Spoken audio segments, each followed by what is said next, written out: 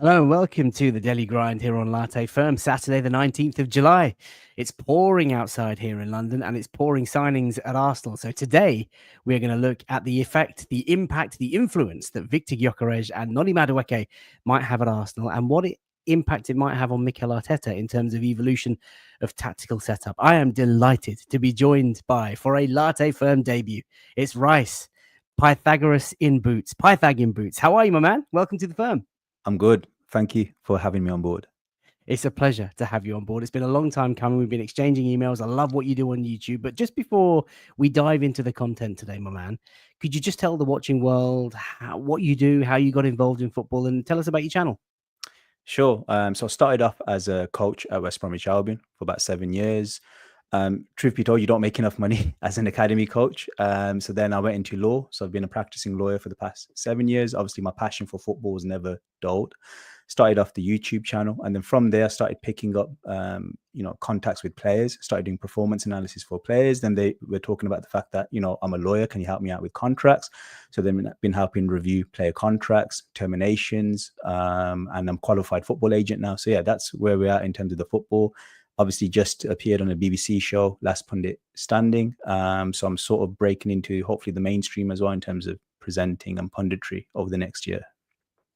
Well, it sounds like you've got a lot on your plate and it sounds like you're Yeah. doing some fantastic things. And I'm very, very grateful that you've made time to join us. And I'm particularly interested in your takes, the tactical sort of tweaks that Mikel Arteta make, the impact, the influence, the value that we might get out of Noni Maddison, who, of course, was announced yesterday afternoon. Victor Gyökeres not quite announced, but we are all expecting that to happen. As Jamie says, afternoon all, really looking forward to this. You and I both, Jamie.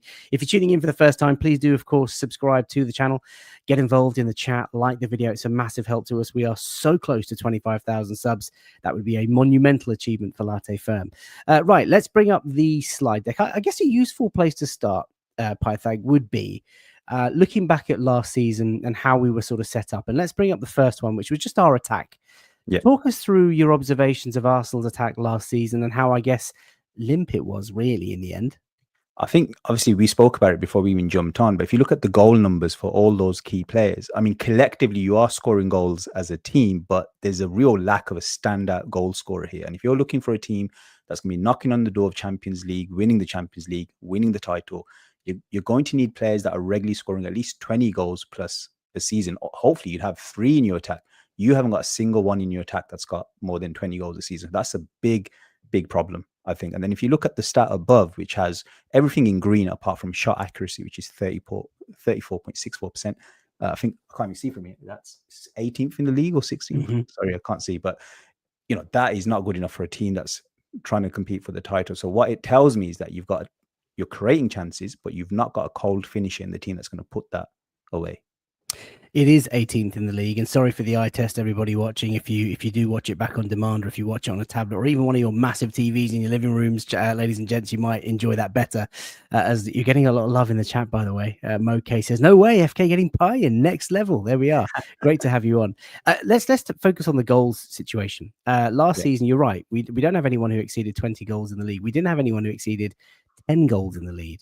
Not even double digits for the first time in 100 years for our football club. Now, Kai Havertz, of course, was injured. Bukayo Saka got injured. We ended up playing 2-3 months with Mikel Merino, who, I don't want to dismiss. He's a defensive midfielder. He played up top. He got us some valuable goals, not quite the goals that we needed to end up getting our hands on silverware, but it was a pretty poor show. And if you think about our starting lineup from last season, Rice, let's go to our starting lineup. Talk us through what you've got here on screen. So I think if we just look at the back to begin with, so obviously you got Timber, you got Saliba, you got Gabriel, and then Lewis Skelly. Now, my issue with Arsenal has consistently been that you've got great fullbacks in terms of talent, but in terms of the tactical outlets, where is the overlaps coming from? Because Timber's not a natural sort of overlapping player. Ben White, I thought, did well relative to his ability, but again, he's no Dani Alves, put it that way. So he's not a natural overlapper, but he's probably the best one you've got. And then Lewis Skelly, really talented boy. But again, he's a player who likes to come inside into the midfield. So you end up with a lot of congestion in the midfield region. And then your wingers are isolated. Now, this is a new trend that's obviously come into football where let's have isolated wingers. My issue is if you're using isolated wingers and they're inverted wingers at the same time. So Saka is more likely than not going to go onto his left foot. Martinelli's going to want to go onto his right foot and you've got no overlap, you're going back into the traffic. And then if you're up against a very sort of well organized low block that's feeling confident and everyone's motivated, it's going to be really, really hard to find those gaps, to put crosses in and all of that type of stuff. So you're making it really hard for yourself to create goal scoring chances. I think the lack of creation has been really stifled down our left-hand side, if I can say that, Pythag, because it's been quite dysfunctional for maybe a couple of years. Granit Xhaka left, didn't really replace him as effectively as we'd have liked. We've had a few left backs, as I'm sure you know. Arteta's got a real penchant for left backs, but we finally got Miles Lewis-Skelly, and obviously, like you say, he loves to tuck in, and Martinelli has been isolated. Now down the right-hand side, we have that familiarity, with Ben White, who used to motor on Bukayo Saka and, of course, Martin Odegaard. But that was disrupted because Ben White got his injury. Saka's been out of the team. And so it's been very predictable from an Arsenal perspective last season, very easy to kind of defend against. And so one of the things that Mikel Arteta had to address, and Andrea Berta, and the club in general this summer, was variety in attackers, depth in attacking quality, and just different physical traits. We're going to talk about Noni Madueke. We're going to talk about Victor Gyökeres. But what's really lacking is penetration, speed, power, and I guess end product, that sort of creativity like you've just alluded to. So let's move on. Let's talk about the impact that some of our new signings might have. Let's focus on the hitman, the gunman. Victor Gyökeres hasn't yet joined, I must stress, expecting that news any moment, any day now. But this is Gyökeres by Pythagoras. Tell us what you've put together here. So this is a new thing that we've created, which is called the Telstar Index. Now, what this does is using stats, for example, from FBref, it profiles players and it uses an algorithm to sort of tell us what's a player's best position and where they should be used on the pitch, as well as giving us, we complement that with the eye test based on what we've seen as well. And we create this index. And what we try and do is compare it to, say, classical players. So I think we've got Fernando Torres as a tactical profile that's similar to Gyökeres, and then someone in the modern day that's quite similar to his profile. Now, Torres and Suarez are two massive names, but what we're trying to say is he's not as good as them. We're not saying he's as good as them, but what we're saying is there's certain tactical traits that he has that mirrors these players. So, for example, with Fernando Torres, he's got the pace. He's constantly running in behind. He's a sharp shooting type of player, runs into channels. And like a Suarez, if we look at his dribbling, he's not the most skillful of dribblers, but he is someone that really uses body shifts, feints really well, looks for the nutmegs, really likes to sort of create the most direct route to goal using his dribbling. So that's what this tells us. And obviously from the positions, I think everyone knew anyway, number 9 is probably his most optimal position. He's not really a versatile player, so you can't really play him in different positions. He is an out and out proper number 9. And then obviously we've got the algorithm also tells us what would be his best formation and managers that he would play under. In terms of formation, so ideal systems 4-3-3, 4-4-1-1 as an outside forward. You've got him there in that sort of position map. Really pleased to see that number 9 is his bread and butter, but he has played out on the left-hand side there. You think it's unconvincing? Tell us about that. Yeah, so the thing with his dribbling is people get confused when they look at, say, a high dribbling stat for a striker. They automatically assume that striker can also play as a left winger. So the classic case is Ekitike was being linked to Newcastle, and we were being bombarded by messages telling us, well, it's no problem. Isak can play up front and Ekitike can play off the left, or Isak can play off the left. The thing is, there's a ceiling to that because they're not out and out wingers. There's a different type of sprint profile if you're playing from the flank than you are at number 9. So if you look at someone like Martial, when he played on the flank, he would run out of steam quite quickly because he didn't have the sprint stamina to handle playing as a left winger week in, week out. Whereas someone like Gyökeres, he can dribble, but he suits it being as a centre forward. He can pick and choose his moments to dribble rather than being stationed out on the flank and being given the ball very deep on the pitch and told to run at players again one-on-one. That would really kill his effectiveness as a dribbler. That's very interesting insight. Quite a few people in the chat sort of agreeing with that. Moving away from that and looking at the sort of Telstar index breakdown that you can see, there's a few people that are eagle-eyed amongst us have noticed that you've put finisher 100, and that's obviously what we want to see. But look, movement, finishing, carrying are very, very strong points for Victor.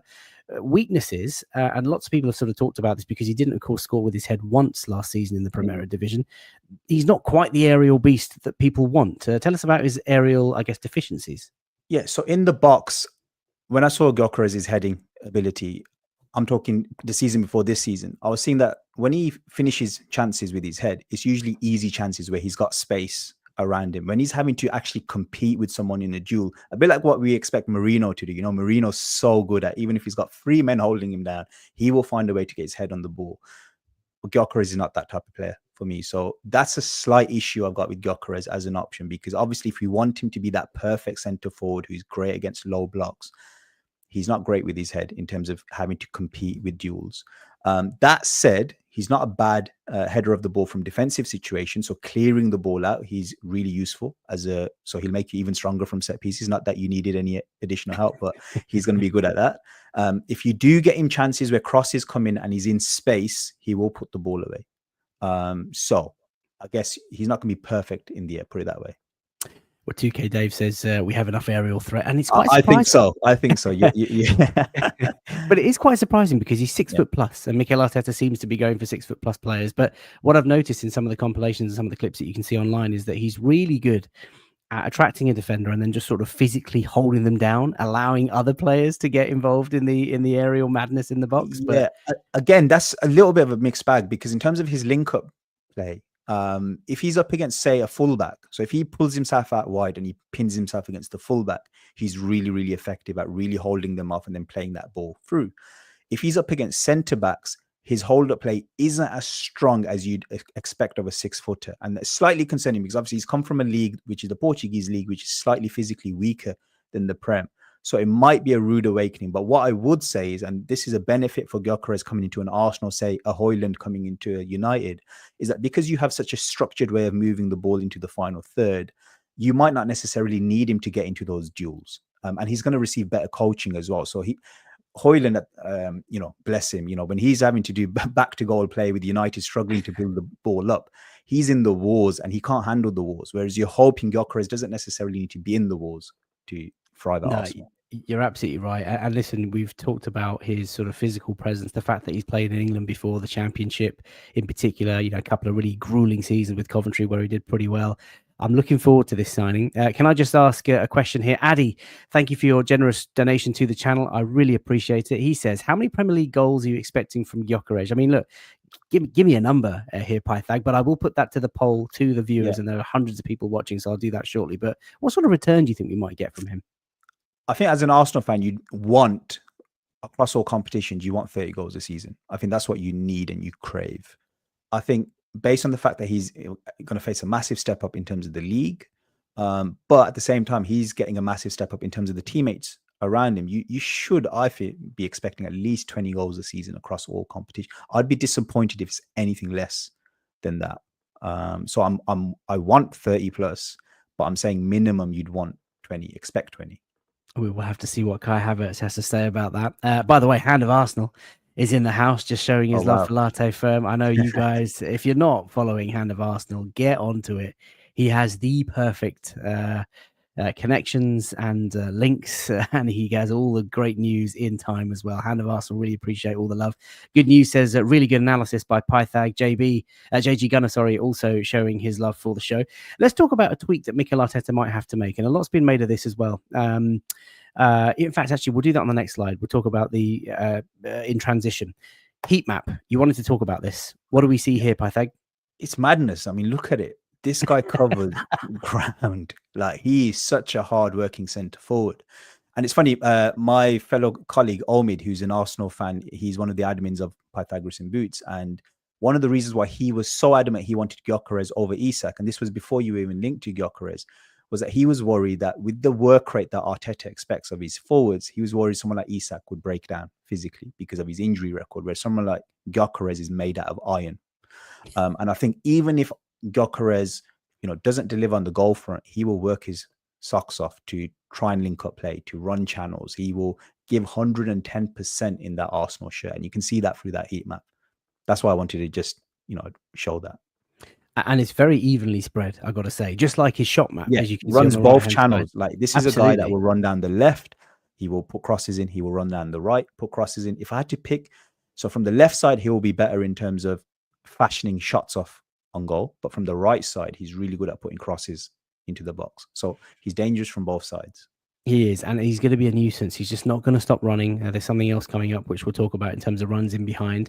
The goal map there, 39 goals in the Primera Division last season, 36 with his right foot, 3 with his left foot, none with his head, which we've talked about.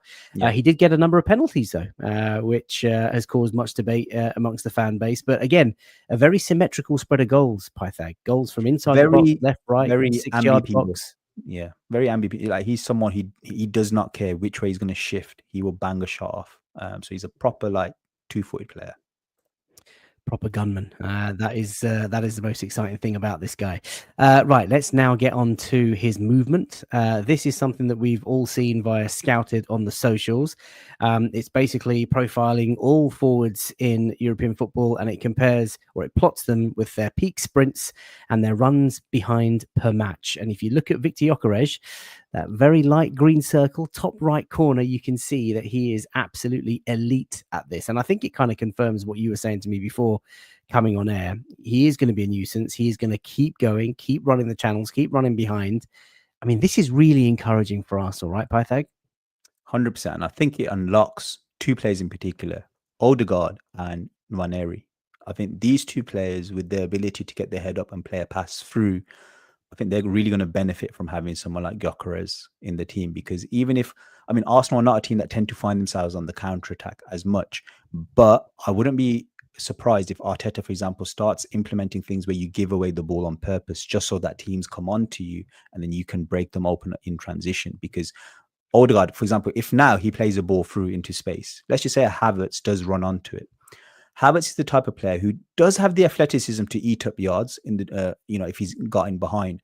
But I think he's the type of player that doesn't really have a picture in his mind as to how he's going to finish it while he's in the middle of the run. It's almost like as the keeper's about to confront him, that's when he starts to, okay, wait, let me think of something here. Whereas Gyökeres is the type of player, he's already got in his mind which way I'm going to run in behind, how I'm going to get this ball into a certain spot, and then I'm going to put the finish away. He's got a proper striker's mindset. So that will make him deadly in transition, whereas someone like Havertz might athletically be okay in transition, but I don't think he's got the finishing to really make the most of it. Yeah, and talking of that sort of mindset of a striker, I'm sure he's going to want to take penalties away from Bukayo Saka. That's going to be an interesting one to watch as well. By the way, just a couple of things. Very generous, again, donation to the channel. Hand of Arsenal himself. Amazing work, FK. Keep going, brother. Thank you, man. And I cannot tell you how much I appreciate you being in the chat for every show. This guy, I think that's the highest donation I've ever seen, and I've been on quite a few streams, but I mean, it's very, very generous. The channel has been attracting some donations in the last sort of week or so in particular. And it's great, obviously, because it helps towards the running costs, as you know, I'm sure. But it's when it's people like Hand of Arsenal and actually loyal viewers as well. Look at this, JG Gunner. He asks, will Gyökeres be able to break low blocks to Pythag? But again, JG, man, I appreciate you so much. You watch every show, and there he is with a very kind donation to the channel. Your thoughts on that, actually, just in terms of low blocks, before we talk about Gyökeres in transition? We mentioned from an aerial perspective, it could be a bit of a problem. Like, I think if you're up against a stubborn defense where you're putting loads of crosses in, I don't think he's going to be as effective as, say, Marino in competing with duels there.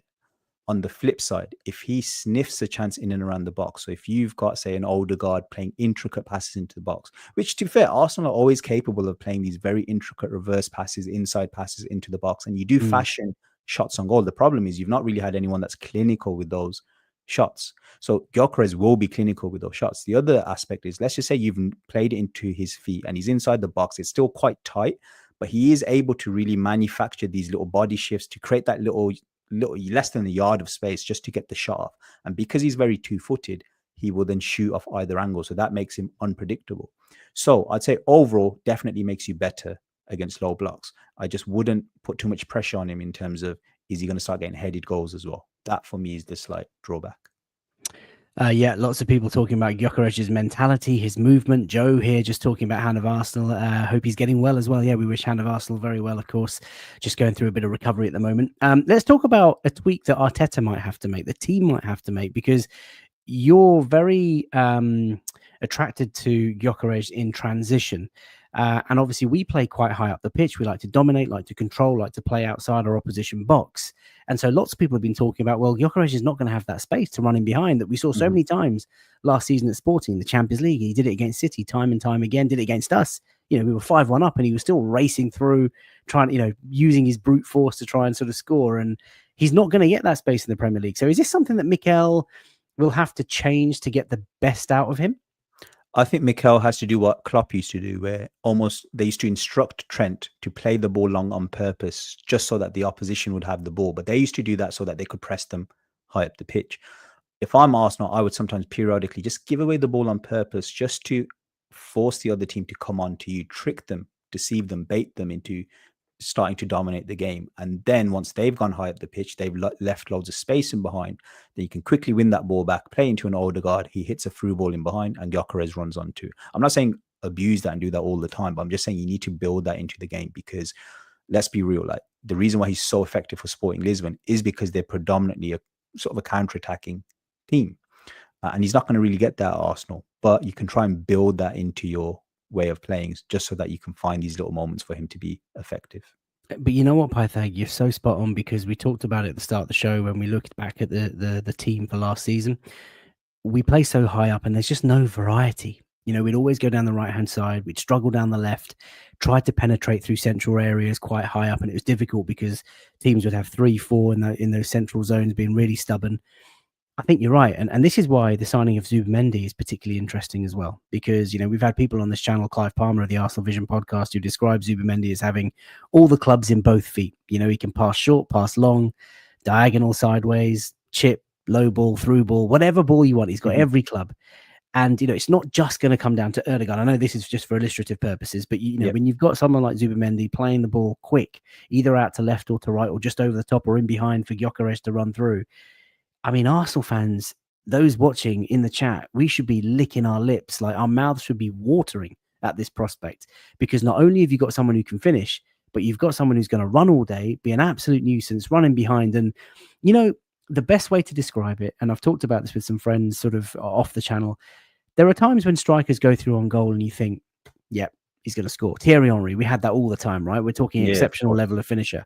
And then there are times when strikers, and I absolutely love Kai Havertz, but when Kai Havertz races through 1v1 for the goalkeeper, you're not always sure whether he's going to score or hit the target. Like, you're not always sure he's going to hit the ball cleanly, and you're not always sure if he's not going to fluff it. Like, I love the boy. Please, anybody new watching the channel, don't start sort of hating on me. I love Kai Havertz. There's 3 years of video footage on this channel to prove that.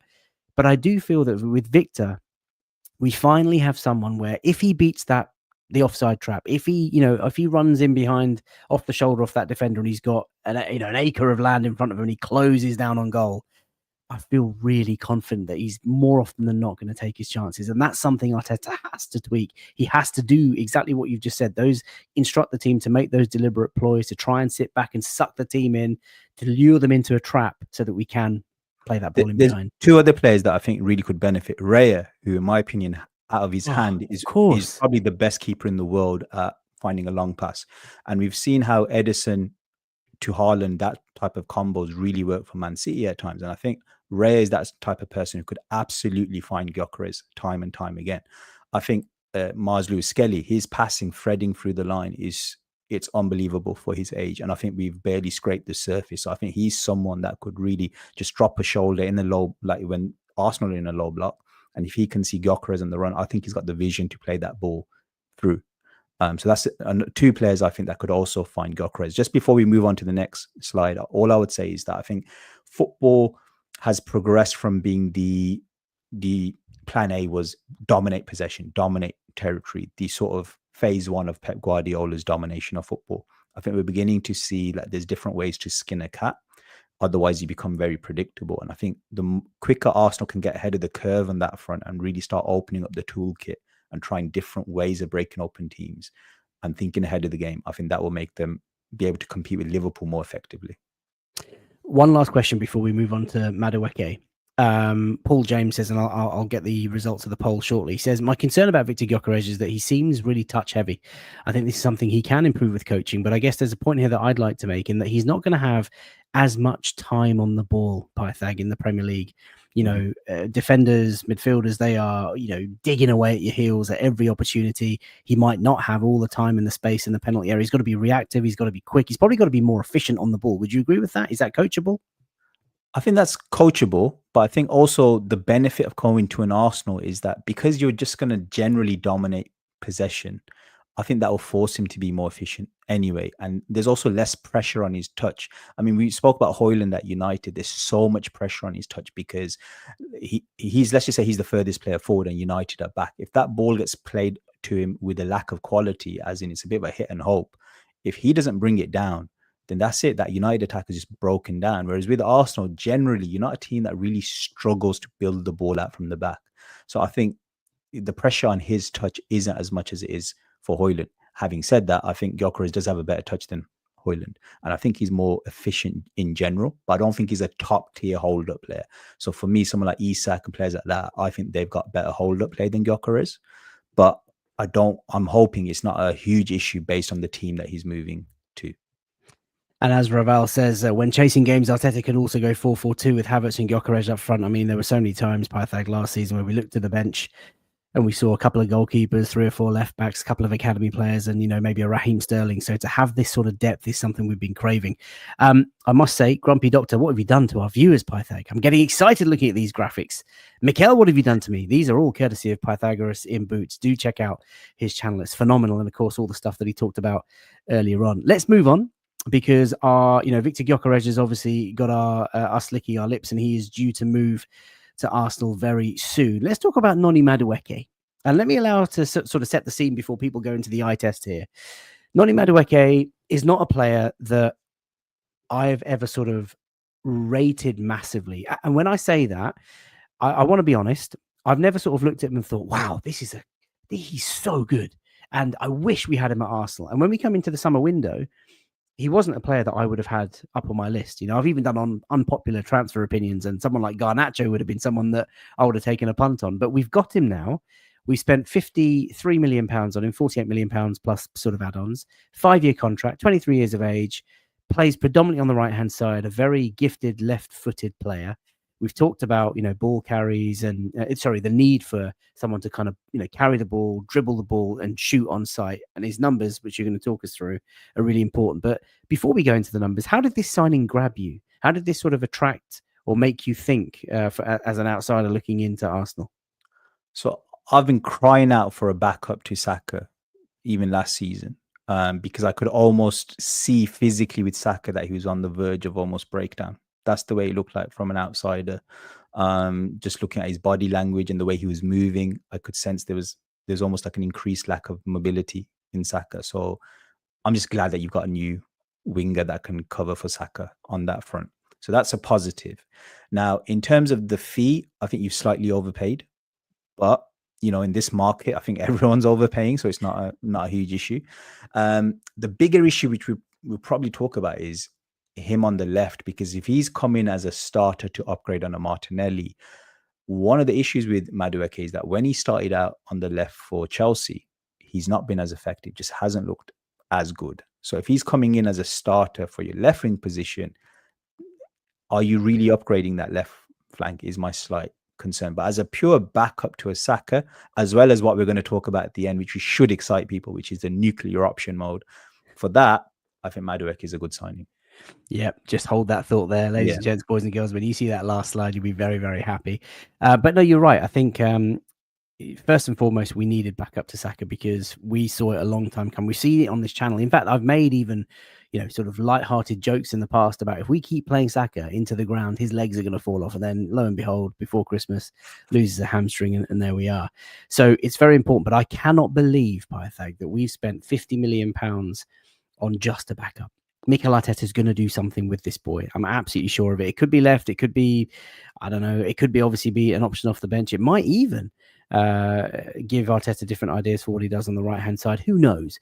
But what we've got on here is a comparison against Brian Mbeumo, Gabby Martinelli, Bukayo Saka, of course, and Jamie Gittins, who, of course, Chelsea have just signed for £51.5 million. Brian Mbeumo, £71 million he's going to go for. So actually, Madueke at 52 doesn't seem such bad value. But what are we looking at here? And sorry for those of you watching on small screens. It is a bit of an eye test, but maybe Pythag, you can shout out the more noticeable stats. Yeah, I think obviously the first place to start is probably goals. Someone like Mbeumo he's an out-and-out goal scorer.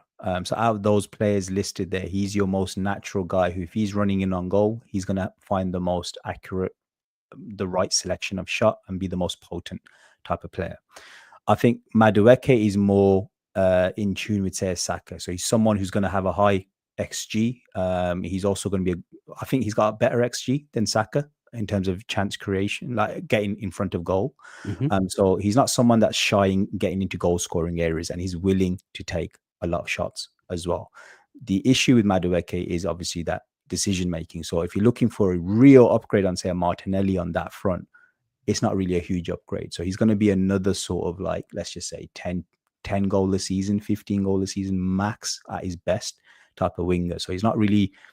So for me, I really wanted Arsenal. If, let's just say, you had Kai Havertz up top, you really need at least one winger to be that sort of Cristiano Ronaldo type of, like, huge, Mo Salah, huge amount of goals. Madueke is not going to bring that. No matter how well you develop him, I can't see that happening. Yeah, and of course, last season, unfortunately for Noni, he was sixth, I think, for the highest underperformance against XG. And that XG comment surprised me. He has got higher XG per 90, which is important given Bukayo Saka was missing for so much of the season last year than Bukayo Saka. So that's really surprising. But if he can get his finishing boots on, then maybe that's going to be a good thing for us. Let's move on to passes and assists. What do we see here? So this is where Saka stands out, because Saka is such a brainy football player. I think he's top 3 in the world in terms of intelligent wingers. So in that bracket, I'd put someone like Kvaratskhelia in there, Lamine Yamal. I think Saka's in that bracket where these players, they're just so efficient in terms of how they use the ball. If as soon as they get their head up, they can spot the right pass at the right time. Consistently good decision making. Madueke is not a consistently good decision maker. So he's someone that can break open teams because he's just a maverick. So he can open teams up, but he's not going to be consistent with it. There will be games where you're tearing your hair out thinking, why haven't you passed the ball there? Why haven't you seen that? There will be things like that. And I think Martinelli's also been criticized for that because he's a very head down footballer.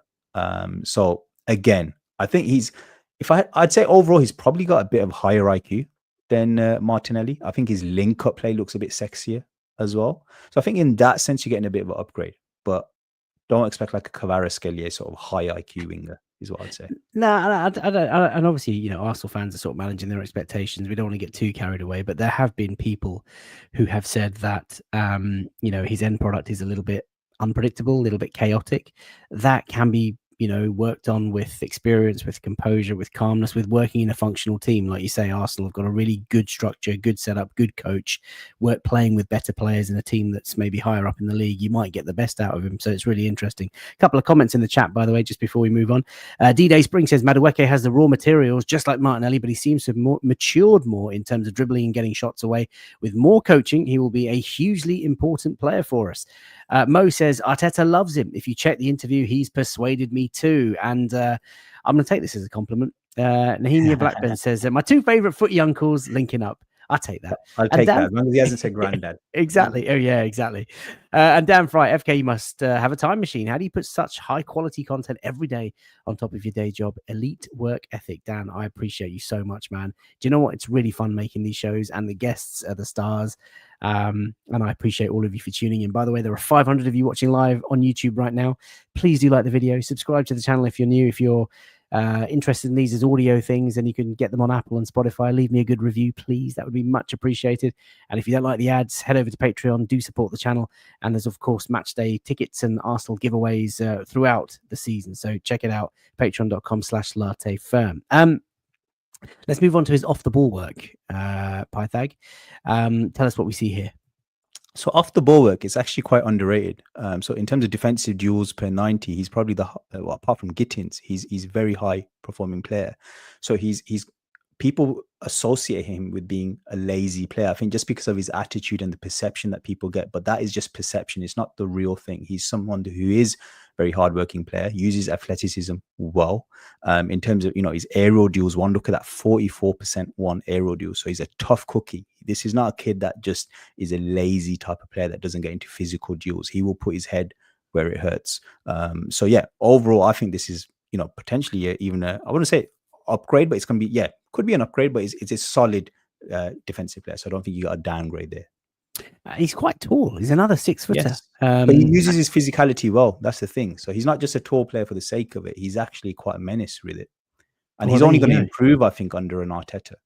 Well, there you go, chat. The successful defensive actions there, better than both of our forwards at the moment, both of our wide players at the moment, aerial duels per 90, defensive duels 1, aerial duels 1 in terms of percentage terms, very, very high. Mikel Arteta loves to see these sorts of things. So look, your conclusion on Noni Madueke in terms of just, before we look at Arsenal in transition with Noni and your nuclear option at the end. Yeah. Conclusion is that talented player in the right setup with the right sort of mindset and right players, he could explode because he's got all the attributes, but he's not quite ever going to be that sort of, top tier, really consistent sort of delivery machine.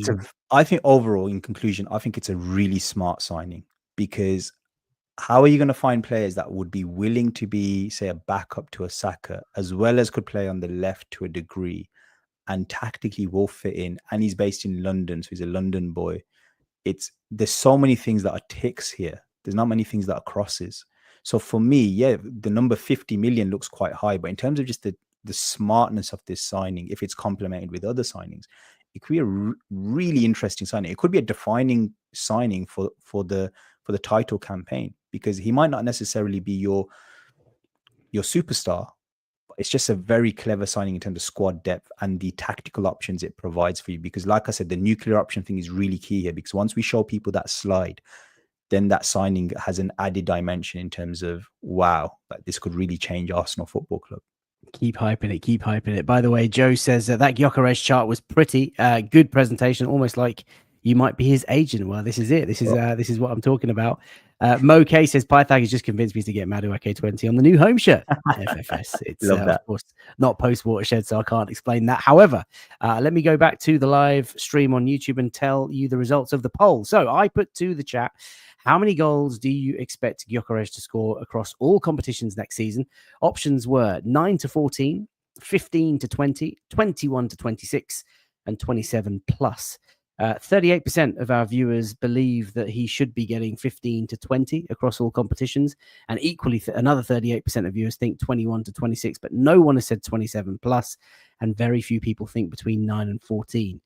So very, very interesting to get quite a wide range of predictions there. Let's talk about. Sorry, can I close my blinds, because I feel like I look like that guy from Twilight, Robert Pattinson. Yeah, just give me a second. Go for it, my man. Just while I do the transition, you transition your blinds and I'll transition the slides. So, ladies and gents, keep the chat coming in. Yeah, Joe's just said, Mo, you are mad. You are mad. There we go. Is this true? Hero Down Under says we now have 3 Nigerian-born attackers at Arsenal. 3 Nigerian. I didn't realize Gyökeres was born in Nigeria. We could potentially. It's possible, but Saka. So was Saka born in Nigeria? Nwaneri? No? Potentially interesting. He says he loves to see it. Right. Let's talk about Madueke in transition. Another one of your tactical setup charts here. What are you seeing here?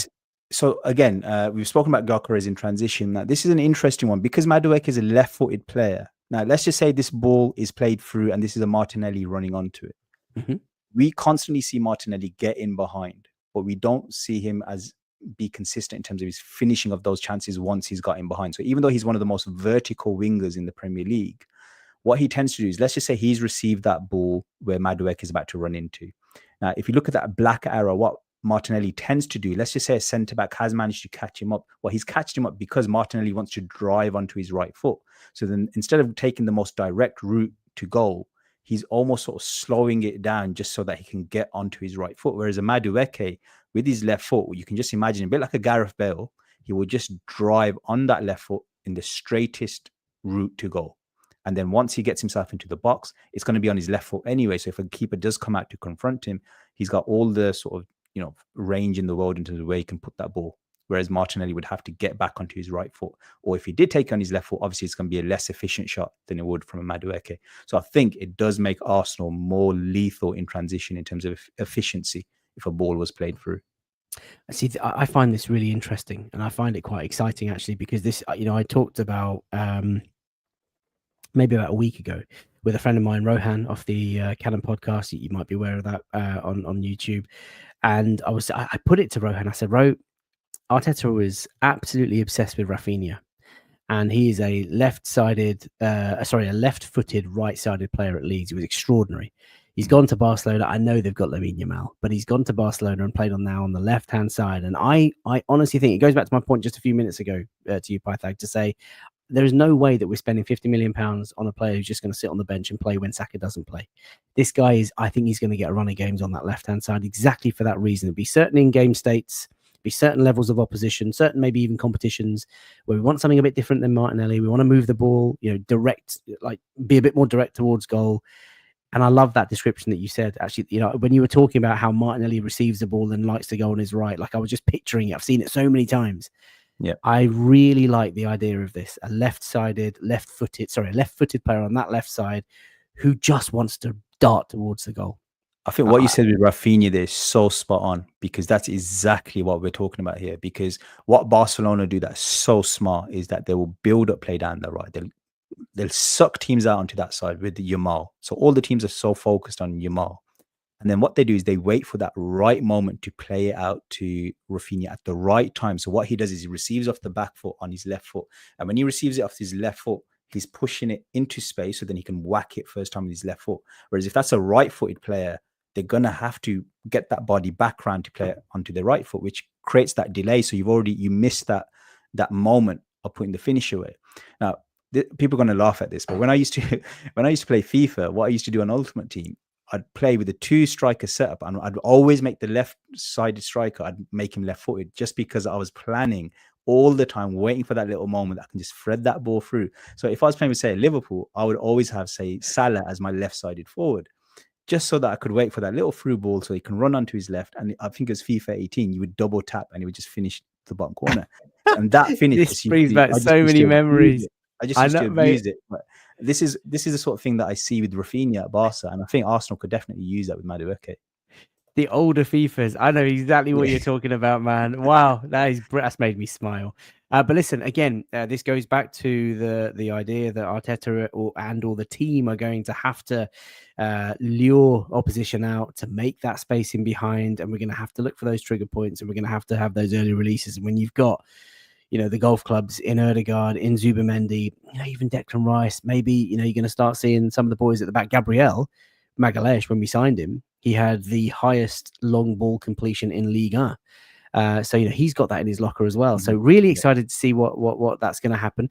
Let's finish on the nuclear option. So we talked about, or before we came on air, and certainly as an Arsenal fan, I've seen last season, we were in lots of game states where we were chasing, trying to score a goal, trying to score a winner. I think we were ranked second as the most game time in the Premier League at a level score. So you can see the struggle that we've got. So this coming season, if we were to add Victor Gyökeres and Noni Madueke, we need that gung-ho nuclear option. Tell us about this, Pythag. So this is a formation that I came up with. Let's just say it's 15 minutes to go. It's 1-1. And you're looking to get the 3 points, convert that draw into wins. Now, I'd go with, obviously, you always go with like a 3-2-5 sort of structure. But if Madueke is used as a right winger, let's just say he starts or he doesn't start, but he's playing on the right wing here, that can then free up Saka into an LCM position, left cam sort of position. And then him and Ødegaard can just they can rotate. One can go to the left, one can go to the right. You've got two creators there in that number 10 spot, instead of just one. Zubimendi, Rice as the double pivot, and then Martinelli can also be one-on-one. So Madueke, Martinelli are such 1v1 specialists that if you just leave them one-on-one, that is so dangerous. So they might even suck two players to their respective flanks. That opens up spaces inside. So you can just imagine Gyökeres getting fed by the likes of Saka, Ødegaard. There's so much goal threat in this front five here. And then we haven't even touched upon someone like Declan Rice. If he wants to bomb on and join in with that, he could.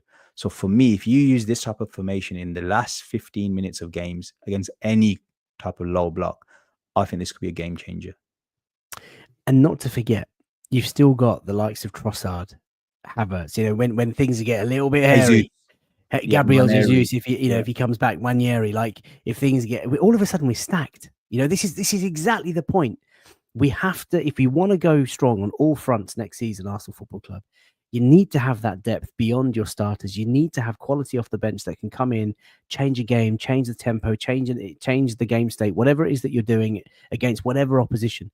We need that depth. And you know, when things are a little bit hairy and it's 89 minutes on the clock and it's still 1-1, you know, take off Zubimendi and, you know, bring on Havertz and chuck it in the mixer. Like, you know, just cause chaos.